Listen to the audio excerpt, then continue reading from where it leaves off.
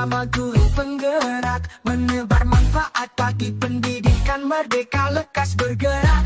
Dalam pendidikan penggerak, ciptakan generasi unggul penopang bangsa. Mari bergerak, lekas bergerak, dan selalu menggerakkan. Mari bergerak.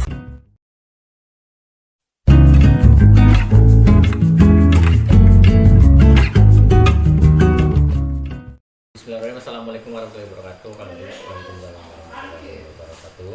Bagaimana kabar hari ini Pak Hari? Alhamdulillah baik.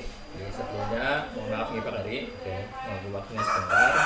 Saya selaku calon guru penggerak, saya ditugaskan untuk mewawancarai 2-3 kepala sekolah sebagai tugas demonstrasi kontekstual modul 3.1 terkait coaching untuk supervisi akademik.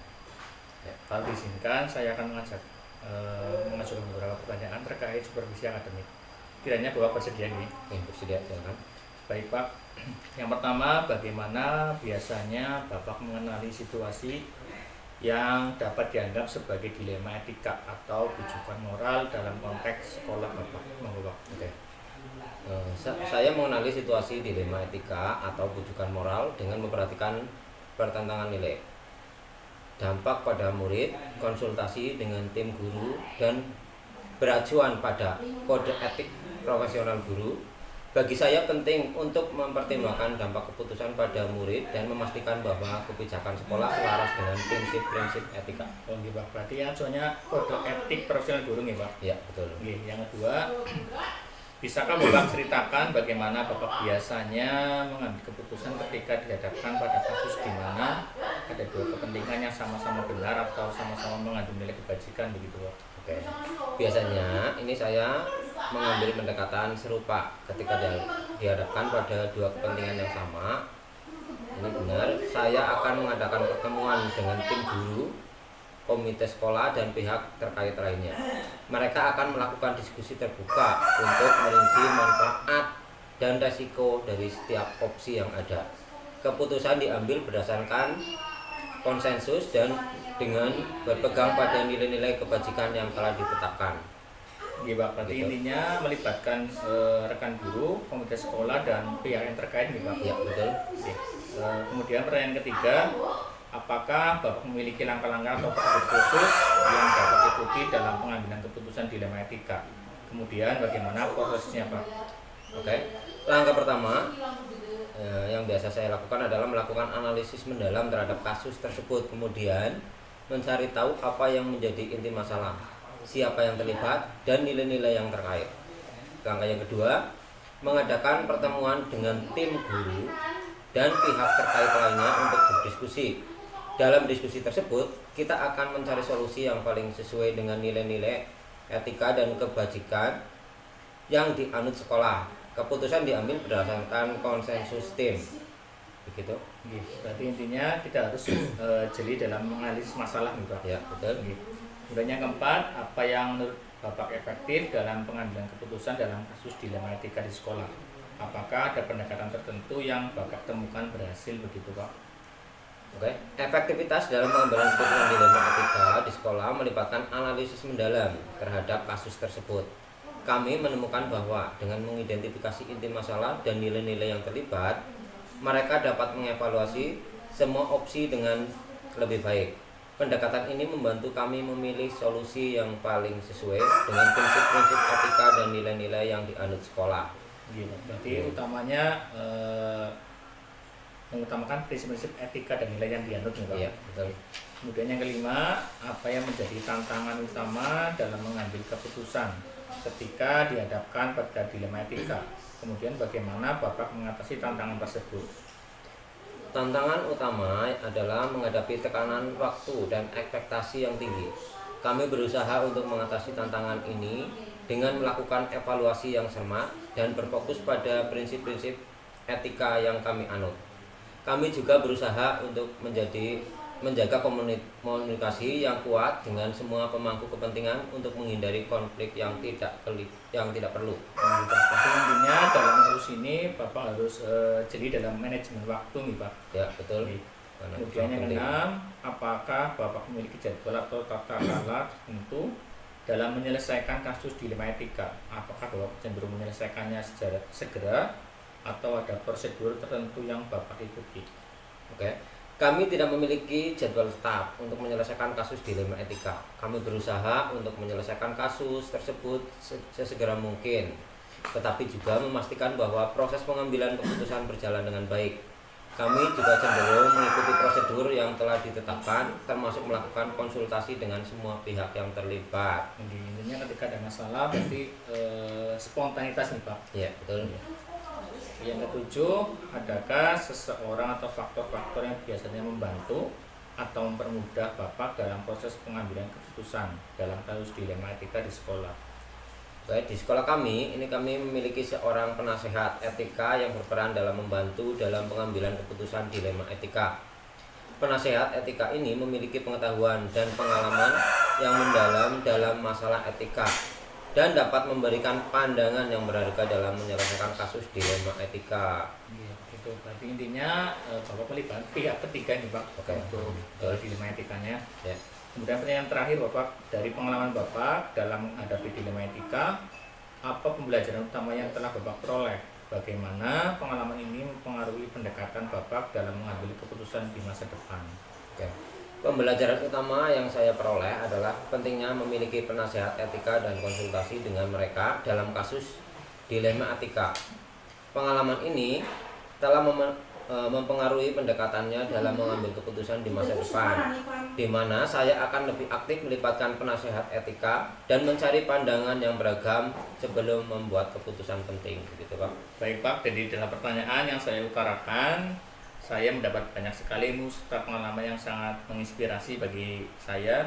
Semoga saya dapat menerapkan di kemudian hari, Pak. Amin. Terima kasih sudah memberikan atau merespon jawaban dengan sangat luar biasa, Pak. Sekali lagi terima kasih Pak Hari. Semoga Bapak selalu sehat dan bahagia. Matur nuwun, Pak.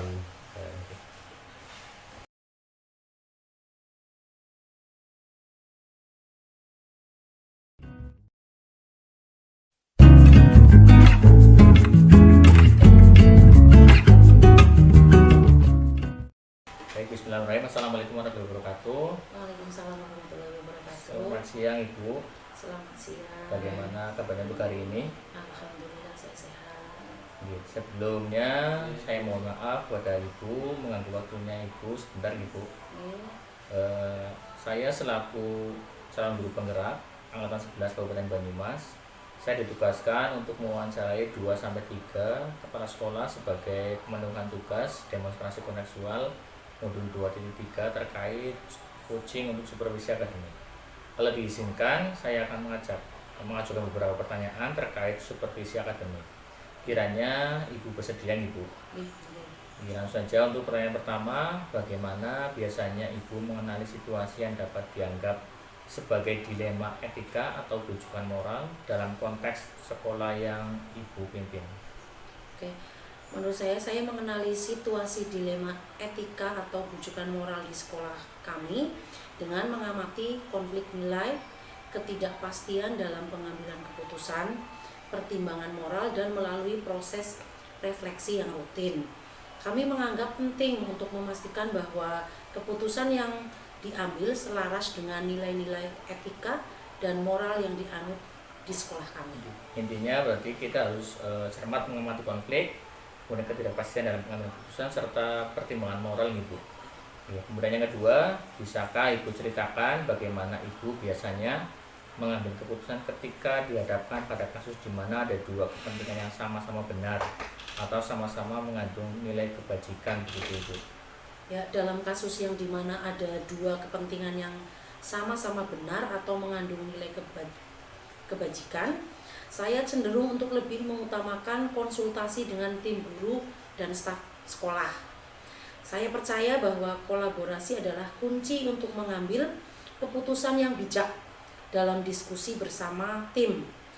Mereka akan mempertimbangkan nilai-nilai etika, prinsip-prinsip yang telah ditetapkan, serta dampak keputusan tersebut pada siswa dan lingkungan sekolah. Keputusan juga diambil secara demokratis dengan mendengarkan pandangan semua pihak yang terkait.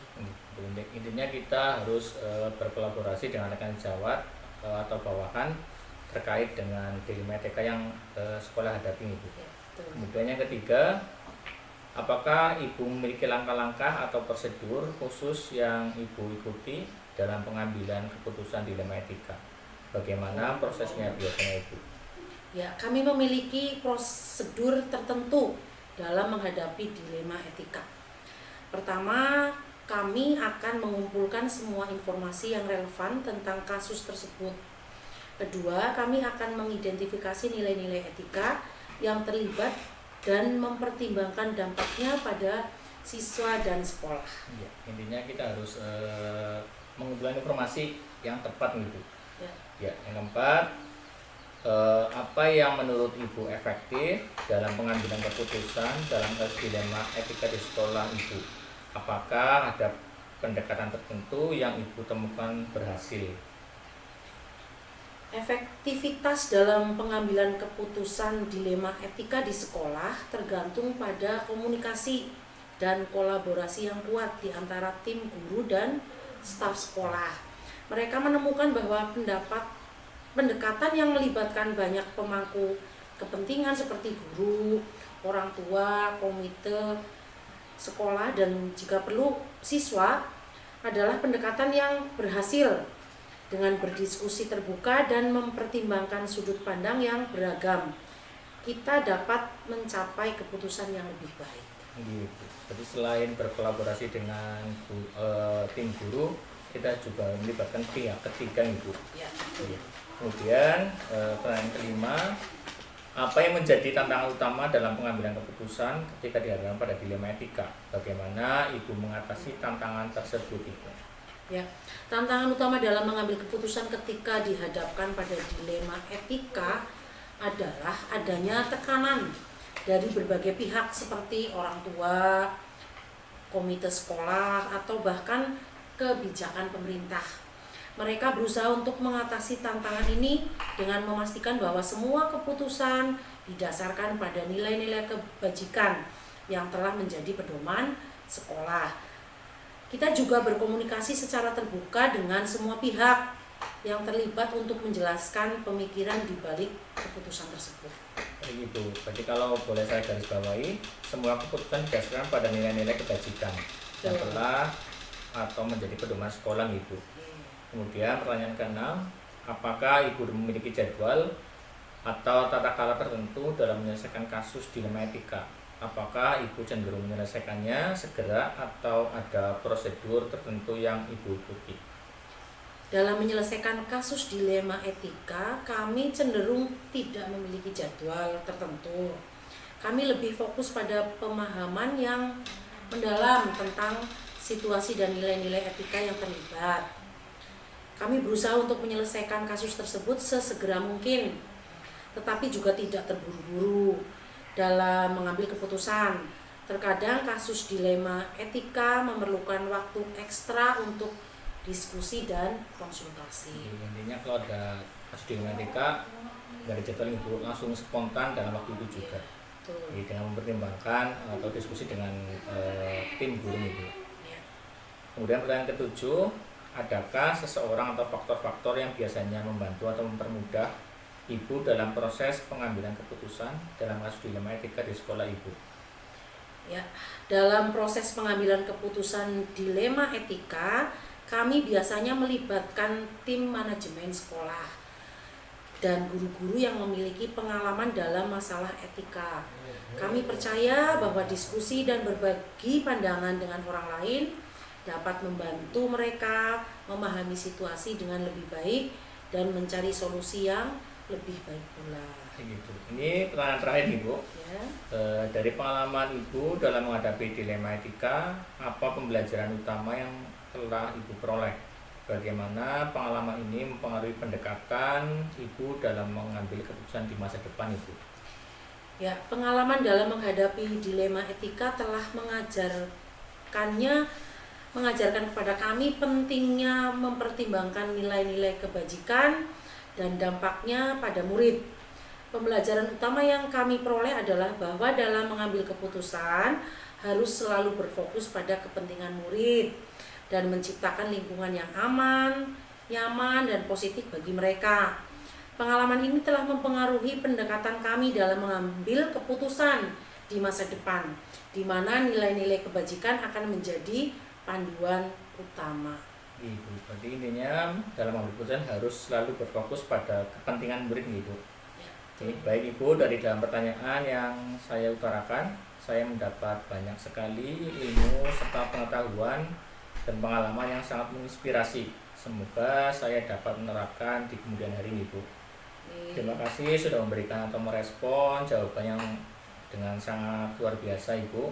Sekali lagi terima kasih. Sama-sama. Ibu, semoga Ibu dalam keadaan sehat dan bahagia, Ibu. Amin. Terima Terima kasih. kasih.